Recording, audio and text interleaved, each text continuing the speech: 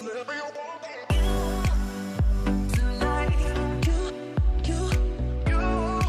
guys, today I have for you 7 fragrances that are very cheap that smell like extremely high quality niche fragrances. So when I say niche quality, it's that they don't smell like super mass appealing or mainstream. They smell like something that a niche company would come out with, but I'm not saying that they smell like a $300 fragrance. I don't really know what makes a fragrance be worth $300 to $400. I want to say nothing. Nothing makes them worth that much besides branding, marketing, and packaging maybe. Other than that, I feel like a perfume is just a perfume.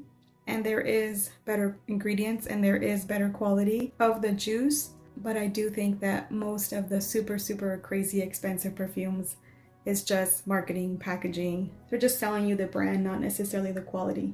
Which is okay if that's what you're going for, like good for you. If you want to pay $400 for a fragrance, good for you if you can do that. But that is definitely not a requirement to smell good. So let's get started. So the first one I know you've seen on my channel before. This is Femme by Usher. This is a beautiful raspberry woody scent. This also has patchouli in there, which the patchouli in there kind of reminds me a little bit of the Jimmy Choo fragrances, but then the woodiness smells like a really high-end, expensive, like luxurious, almost like creamy woodiness. Like, it's hard to explain, but I definitely love the woodiness in here. But the vibes that you get is if you were walking into a forest and there's like wild raspberry bushes there, because I feel like you can smell the woodiness of the forest, and then the patchouli almost smells a little bit like the earth of the forest. And then there's like some wild raspberries, but you know how raspberries aren't like strongly projecting, they're just kind of there in the background. It's almost earthy, but not in like a dirty way. It's just a beautifully blended, really nice perfume. I cannot believe that this is a celebrity scent. I don't know if I've ever shown this one before. Oh, I think I have. I showed this in a haul a long time ago. This is Falling in Love by Philosophy, and I believe my bottle was like maybe made around the holidays or sold around the holidays, and that's why it has the little snowflakes on it. This is supposed to be a dupe for Trish McEvoy's, I think it's called Blackberry and Vanilla, or Sexy Blackberry and Vanilla, something like that. When I first smelled this, I really just got like this really like juvenile fruity fragrance. But as I've gotten to know this fragrance a little bit more, I've started to pick up a little bit more of like the green to it, because I feel like you're getting like the vine and the leaves and all that of a raspberry or blackberry bush.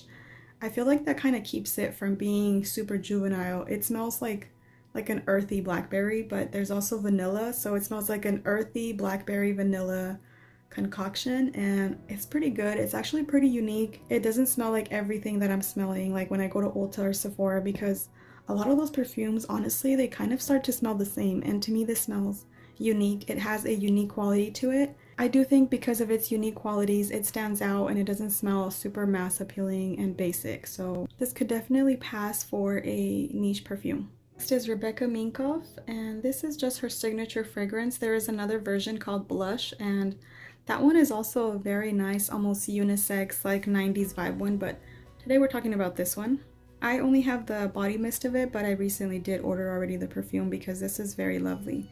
This almost feels like it could be something by Mugler, and you know how Mugler has like that unique quality to them that they just don't go with the flow. They don't just make a sweet, friendly fragrance. They make like masterpieces. They make like pieces that stand out, and they're not trying to make everyone happy. They're trying to really make, like they're trying to make their audience for that particular fragrance happy, and they're trying to satisfy a niche in the market. And to me, that's what this smells like. It can definitely be some type of Mugler fragrance, you know, old school Mugler, like something original. This is a strong patchouli, woody almost fragrance. There's so much going on in this, but it blends so beautifully, and to me this fragrance is like almost intoxicating. As soon as I smelled it, this was a love at first sniff. It's intoxicating, it's delicious, but it's not any one thing. It's not like super friendly. I feel like this is probably not like the most approachable scent, but I like that about it. This smells way better like in the colder weather, so it's not a very like summer fragrance, but this is truly amazing. I literally don't understand why it doesn't get more hype, why everybody's not talking about it, but I'm also very glad because then it's just mine.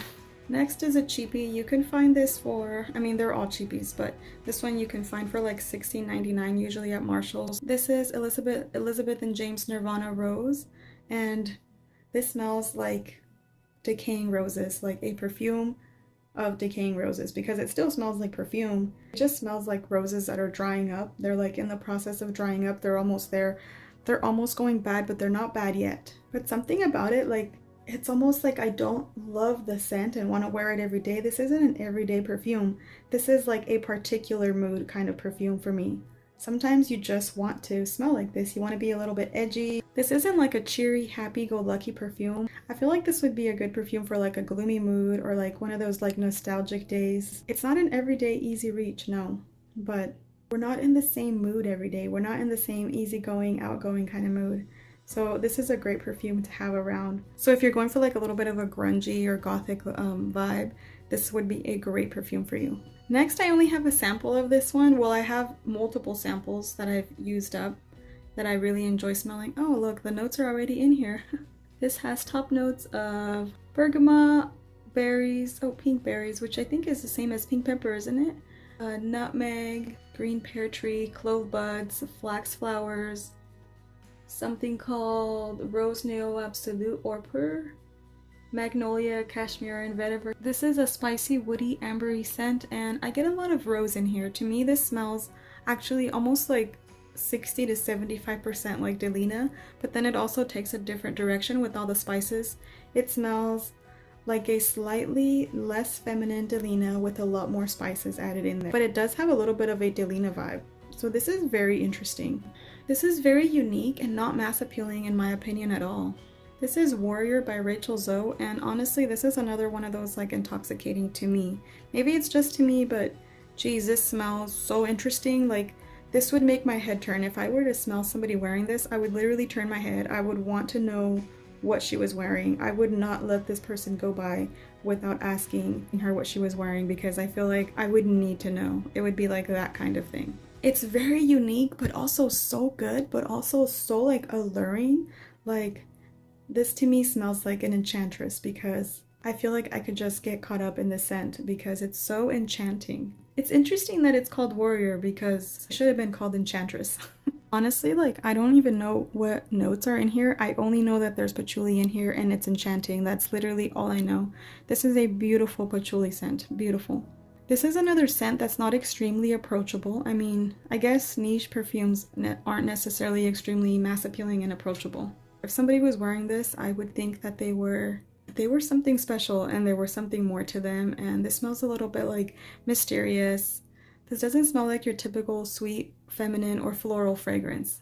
This is just a special one. I wish that I can find the perfume for like a discount. I hope that I can find the perfume for a discount, and I will definitely be getting it.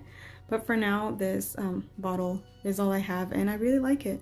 This is definitely an underrated fragrance. If you like patchouli, you really need to try this one. And I really did save the best for last. This is Philosophy's Cashmere Woods. I don't know what all that stuff is. It says my philosophy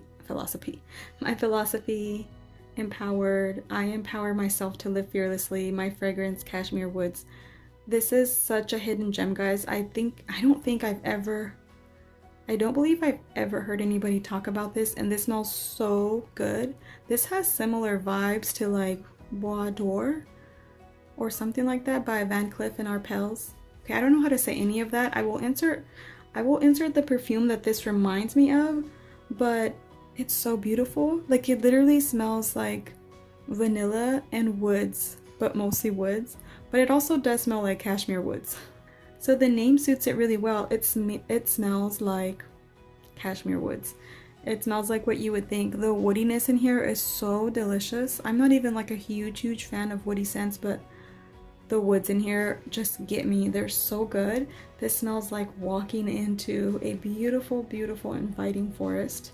I mean, normally they're not inviting, but in our little fantasy it's an extremely inviting forest. It smells like walking into a beautiful, inviting forest, wearing like a super warm, fuzzy sweater.